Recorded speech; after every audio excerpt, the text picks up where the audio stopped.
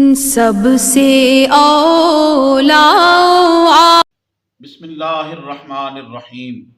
محترم خواتین و حضرات، حضور رحمت عالم صلی اللہ علیہ وآلہ وسلم کی بارگاہ میں والی مصر اس نے تحائف بھیجے۔ ان تحائف میں شیشے کا ایک پیالہ تھا جس میں حضور رحمت عالم صلی اللہ علیہ وآلہ وسلم آپ پانی کو نوش فرمایا کرتے تھے۔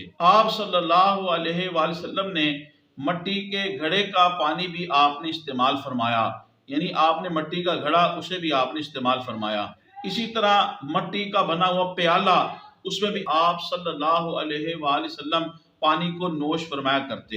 لکڑی کا پیالہ جس کو لوہے کا پترا جو ہے وہ چڑھایا ہوا تھا، اس میں بھی آپ صلی اللہ علیہ وآلہ وسلم آپ پانی، دودھ، شہد جو ہے وہ نوش فرمایا کرتے۔